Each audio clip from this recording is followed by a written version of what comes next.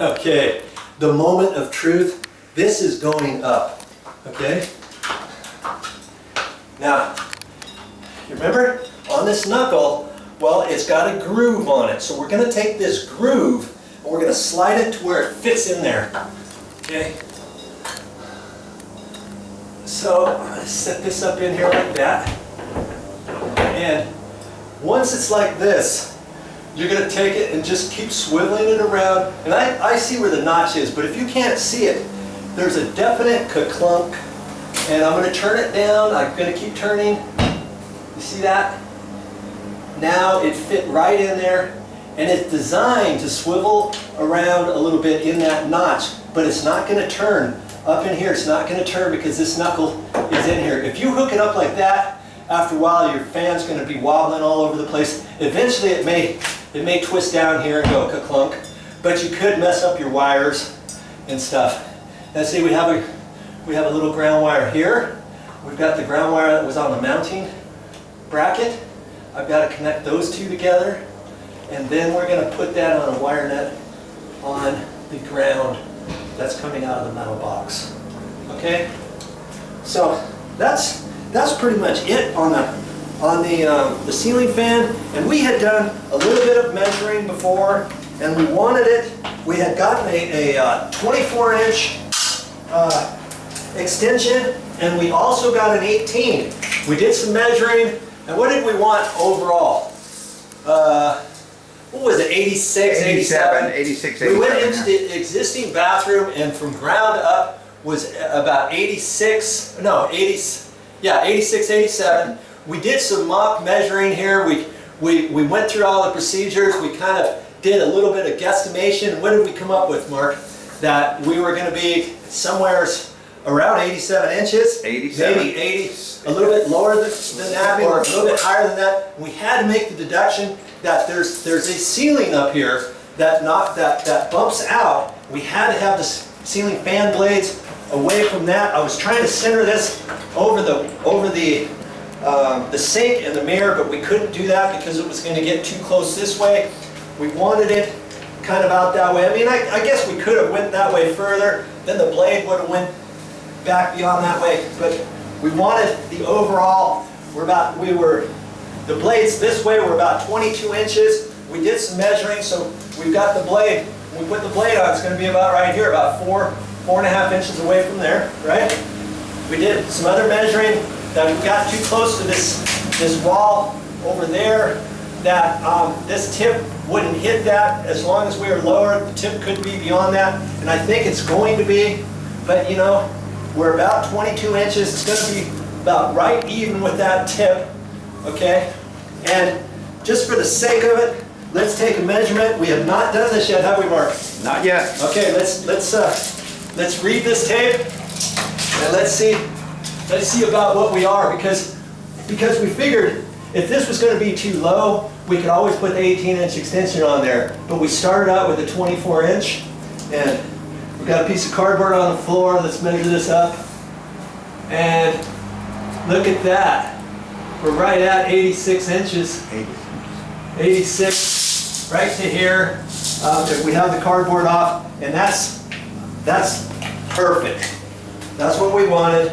We could have had that up higher. If your ceiling's up higher, you just have to do some measuring. There was some other ceiling fans in the bedroom. We could have measured those. And when your ceiling fan comes, you can read the directions and see what it recommends. You just don't want the ceiling fan down too low. And because we have a high sloping ceiling here, we could have actually raised it up a little bit. But I'm liking it where it's at. It's going to be fine. Okay? So, the next step, what is the next step? The next step is I've got to get back up there, and I've got to hook up all those wires, and it's pretty easy. You've seen enough of my videos to see black to black, white to white, and ground to ground. And I'm going to get up there, and that's what we're going to do next. Okay, I'm gonna connect these ground wires, and this is just spliced wire and I'm going to take the ground wires and I just kind of hook them together like that.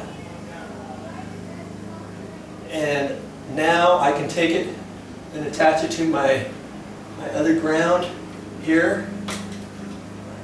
And I'm using a white wire nut. I wish they would give you a little bit more length to the green wires, the ceiling fan, but they don't. Okay. See, now I only have 2 wires being connected. I don't have to hold those other 2 up there by themselves. And let's see if this yellow wire nut's going to tighten. I think it will. I could have used an orange one, but it might have been almost too tight. Okay. I think that's good. Okay. Now I can push that up into the box. And we're down to the black and white. Now see, this was our long piece because we didn't know how long it was going to need to be, did we? So I don't have to cut that real short. I'm gonna leave a little bit of length to this. Are you catching me there, camera person? Yes. Okay, I'm gonna cut that off. We can use that wire for something else. And now I can get this stuff off. I'm gonna make this, you know, 1/2 inch long or a little less than that, maybe.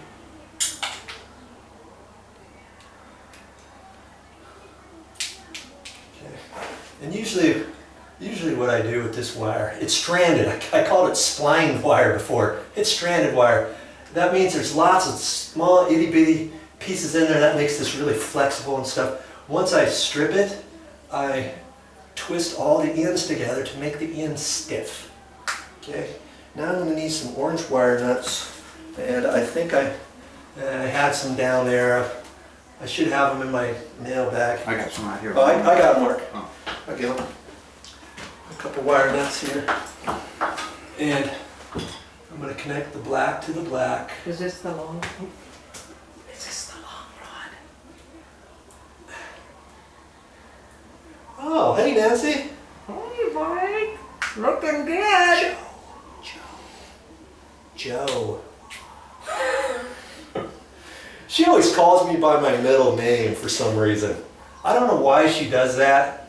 It's Joe, you remember? I know you like to call me I know, Joe, but you look like I'm You know. to me. Yeah, that's right. There's some other guy who roams around this island that looks exactly like me. Yeah, I've and heard. he has a bird on his shoulder. I think his name, yeah.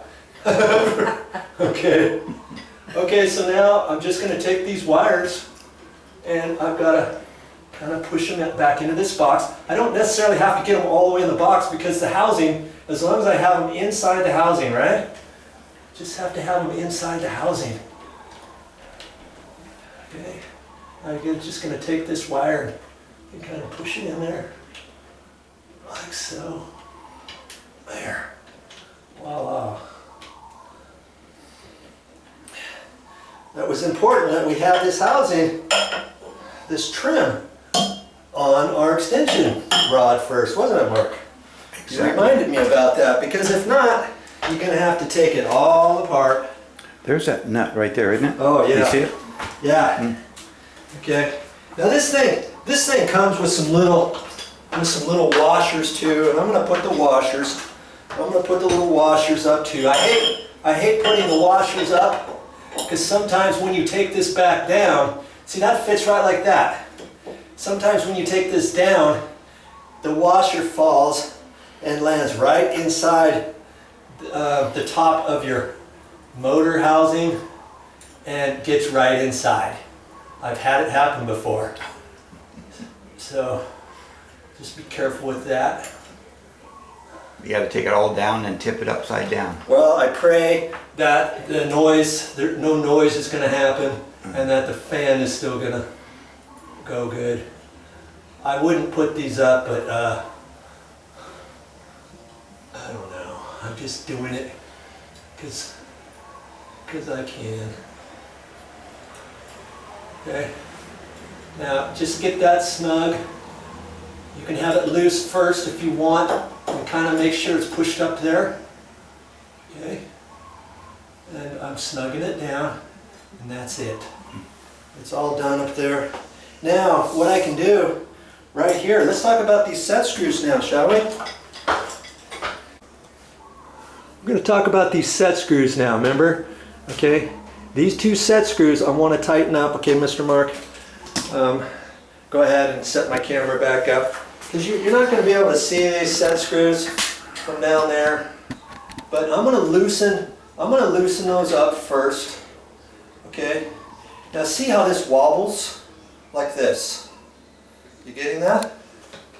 Okay, we don't want it to wobble, but we want it to go as straight as possible down to the floor. So I'm going to have to look at it. I know it's not going to be like that. I know it's not going to be like that.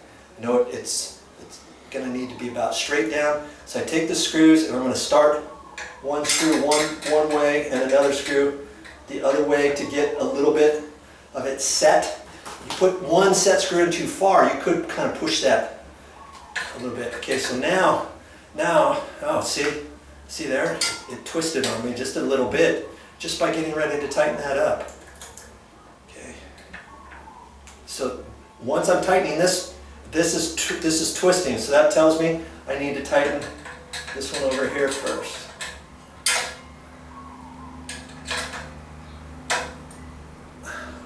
Yeah, I'm going to get that a little bit tighter. Now I'm going to come back over that screw. Boy, maybe it's, I might be looking at it wrong. Go right there. And this set screw has a slot for Phillips and for standard. Okay, so once you, for the screwdriver, once I do it with the Phillips, I like to get my standard in there and crank it down just a bit more because I can get it just a hair tighter. See there? I got, 1/16 of a turn, and that could be all I need to keep this from wobbling later on. Okay, now I got that. Okay, you don't want to take a wrench and crank down on that and try to get it any tighter, because you do that, you could strip the head off, or you could twist the screw right off. I've seen it happen before. Okay, so now here's my little housing here. Put that cap back on there.